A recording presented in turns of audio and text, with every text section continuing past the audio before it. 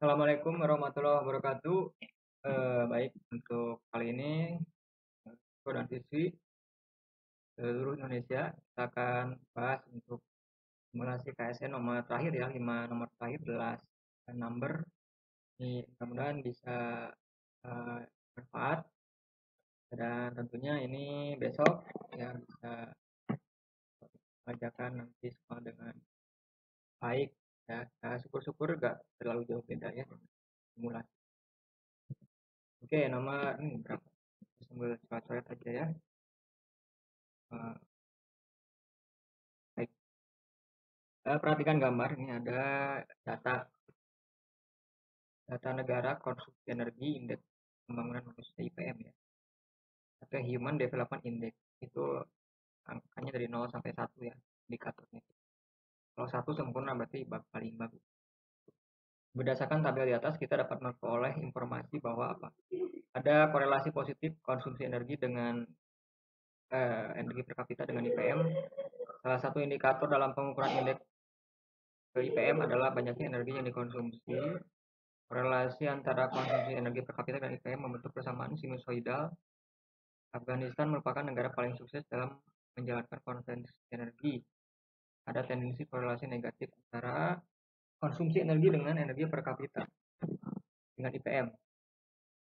Mana yang benar ini?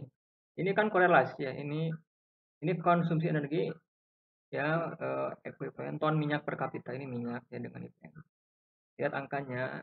Ini kan paling kecil Afghanistan, tapi ini juga kecil ya kan. IPM-nya kecil. Makin kecil konsumsi energi, semakin kecil IPM. Tapi nggak ada pilihannya ya. Ini korelasinya positif. Makin banyak konsumsi energi kayak ini ya, ini Amerika Serikat nih, 8,9. Ini IPM-nya 0,9 hampir 1, makin bagus. Berarti ini korelasi positif ya kan antara konsumsi energi dengan IPM. Ini kan membaca tabel grafik ya. Gitu.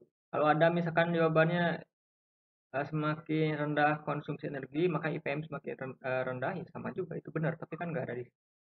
Ini korelasinya positif antara energi per kapita dengan IPM ya konsumsinya. Makin positif semakin ini konsumsi energi semakin eh, naik IPM-nya gitu ya. Nah, gitu sih. Ya. Korelasi antara konsumsi energi per kapita dengan IPM membentuk sebuah persamaan sinusoidal. Apa itu sinusoidal? Sinusoidal tuh kayak yang grafik ini naik turun gitu ya. Kalau nggak salah kayak gitu sih. Tapi saya cenderung yang ke ya ke ini. Jadi semakin banyak, ya kan benar ya. Makin banyak konsumsi energinya, makin IPM-nya makin nambah ya benar ya gitu. Tapi silakan koreksi aja kalau salah. Oke, lanjut ini dalam perspektif berdaya geografis berdaya. Pernyataan paling tepat menurut gambar. Ini ada gambar. Ini kurang jelas maaf ya. Jadi ngawang-ngawang aja deh. Ini peta sebaran ini energi kayaknya ada oil nih oil. Ini apa ya? Saya kurang ngerti. Ini apa ini? Kemudian ini kurang tahu ya. Nah, ini ya kita cari ini aja deh apa kemungkinannya ya. Ini Indonesia merupakan negara pengguna energi per kapita terbesar. Indonesia merupakan negara terbesar penghasil energi karena kepulauan. Karena ring of fire, kita potensi geothermal, kemudian letak khatulistiwa menghasilkan minyak bumi. Indonesia merupakan negara paling makmur. Kalau misalkan berdasarkan data ini, biasanya sih yang diminta konsumsi energi. Kalau enggak, kenapa banyak energi di sini? Ya kenapa banyak misalkan geothermal gitu ya? Atau kenapa minyak bumi paling banyak misalnya? Saya cenderungnya antara ke sini nih. Ini datanya ya. Indonesia ini juga Malaysia besar, Thailand kayaknya ke sini ya. Kalau nggak eh, ini kayaknya ya. Karena kita ada di posisi Ring of Fire Pasifik ya, Sirkum Pasifik, Sirkum Mediterania, maka kita potensi geothermal paling besar ya kan karena banyak gunung api. Gitu ya. Jadi, kalau saya sih ya prediksinya ini yang C. Karena melihat posisi geologi. Kalau misalkan posisi ini letak katulistiwa astronomi dengan minyak bumi enggak ngaruh ya. Minyak bumi itu kayaknya berkaitannya korelasinya dengan geologi ya kayaknya, letak geologi. Masih ingat letak geologi, letak astronomi, letak geografis ya coba dicari ya. Ada konsepnya. Ya kemudian pengaruhnya apa itu. Aspek yang perlu dipertimbangkan dalam penataan ruang itu apa? Visi, ekonomi, sosial, lingkungan. Oh, benar. Ya semuanya benar sih kalau saya rasa ya. Kalau kita mau menata sebuah ruang wilayah, apa saja yang harus diperhatikan ya komponen fisiknya juga gitu kan. Fisik itu permukaan bumi ya. Ini apakah daerahnya daerah itu daerah lindung atau daerah yang bisa menjadi basis industri gitu kan. Aspek ekonomi ya akan Mas hari tidak punya kepentingan ekonomi ya kan, untuk pertumbuhan ya. Ada pusat pertumbuhan kan. Kemudian aspek sosial apakah bisa membuat rasa aman, kemudian tidak apa namanya membuat gesekan sosial misalkan ya. Lingkungan apalagi gitu ya kan. Harus berbasis ke wawasan lingkungannya sustainable development. Ini kayaknya benar semua ya. Kemudian nomor, nah ini hitungan nih. Untuk mengetahui wilayah hulu Sungai Digul, Pemprov Papua melakukan pemetaan dengan drone ya. Pemotretan itu dilakukan pada ketinggian 100 meter di atas permukaan tanah. Panjang fokusnya 2,5 cm dengan sudut pandang 60 derajat. Catatan tangan 30 derajat setengah. Hubungan antara skala foto yang dihasilkan berbanding lurus dengan fokus kamera. Nah, di sini hubungannya ya. Dan berbanding terbalik dengan tinggi terbang. Kalau foto udara yang dihasilkan adalah ini pengecoh kayaknya. Nggak usah dipikirin kalau ini. Ada rumusnya ini. Rumusnya itu ini nih. Bentar ya. Oke, kita cari. Ya. Ini rumus skala foto udara itu ada dua sih. Ini rumus pertama, kamu cari aja sih ya. Skala foto udara ada banyak di Google. Di blog saya juga ada. Karena tadi yang diminta itu ada keterangannya fokus kamera ya dan tingginya berarti ini. Skala sama dengan panjang fokus F per H. Ya, skala foto udara sama dengan karena diketahuinya fokus kamera dibagi tingginya kan, ini kan atau height ya height sama tinggi lah. Jadi berapa di mana tadi fokusnya berapa 2,5 cm ya 2,5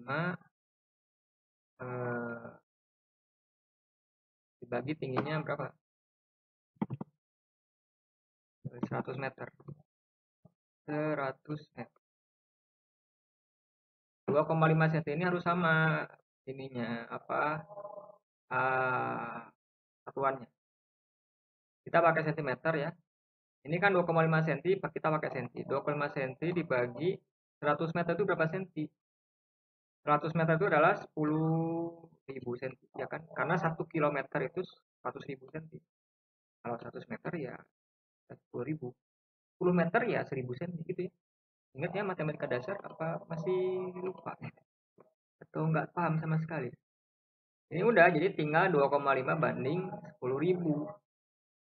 Ya kan? Karena harus satu kan ya ininya kan pembilangnya 1 banding sekian maka tinggal bagi aja 2,5 bagi 2,5 jadi 1 banding ini udah 2,5 bagi 2,5 1 10.000 bagi 2,5 ya 2,5 bagi 1 berapa 10 ya 4.000 4 ya 10.000 bagi 2,5 ya 4.000 ya sudah 1 banding 4.000 ini skalanya gitu jangan tapi kalau salah mohon maaf silakan dikoreksi aja ada nggak jawabannya ada ya 4.000 ya jadi yang tangan-tangan ini kayaknya pengecoh.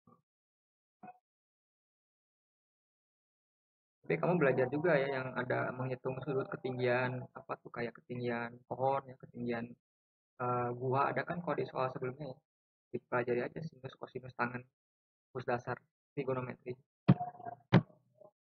Nomor terakhir ini berdasarkan grafik ini ada grafik apa ini production consumption oil ya minyak bumi pada tahun 92 sampai 94 ditanyanya apa ini pernyataan paling tepat the best statement eksplorasi minyak baru menurun, kemacetan Jakarta meningkat, sumber minyak bumi semakin habis. Indonesia bukan lagi negara ekspor, kendaraan diproduksi meningkat. Semuanya benar, cuman kita berpijaknya pada data ini. Kita juga agak bingung ini ya. Kalau yang secara eksplisit jelas di sini Indonesia leave OPEC, keluar dari OPEC tahun 2009. Nah, kita keluar 2009, ini benar nih. Berarti Indonesia bukan lagi negara pengekspor minyak, iya kan? Cuman ini karena ada grafik, ini kan produksi ya warna biru. Berarti menurunnya semakin menurun. Konsumsi kita makin naik, ya minyak kita, tapi produksinya menurun. Nah, kenapa ini bisa menurun? Bisa jadi sumber minyak bumi Indonesia semakin habis kan? Ini benar nggak? Ya, tapi karena ini secara eksplisit kita pernyataan paling tepat ya kan? Paling tepat ya Indonesia keluar bukan lagi negara pengekspor minyak, karena OPEC itu kan organisasi negara-negara pengekspor minyak, ya kan? Gitu ya. Nah, jadi seperti itu. Nah, kemudian apakah sumber minyak bumi Nusantara masih makin habis?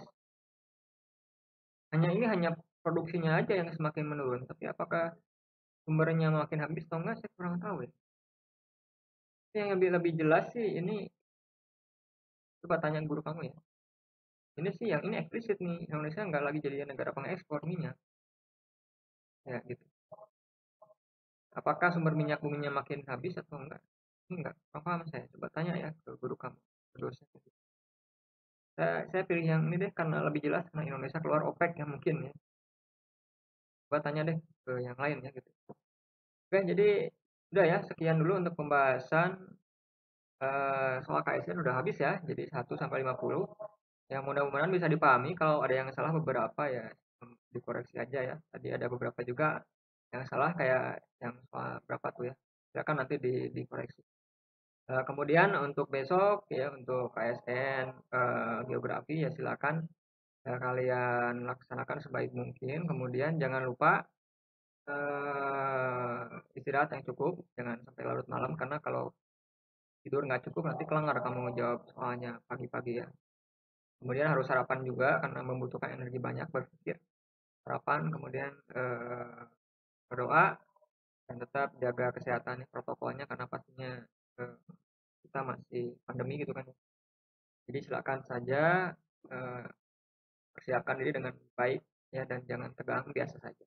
Dan mudah-mudahan ada beberapa soal yang mirip gitu ya dan ada bayangan-bayangan dikit lah gitu ya. Oke, terima kasih. Mohon maaf kalau ada kesalahan, silakan dipahami dengan baik ya dan dibuka-buka lagi ya untuk video-video sebelumnya. Terima kasih. Assalamualaikum warahmatullahi wabarakatuh.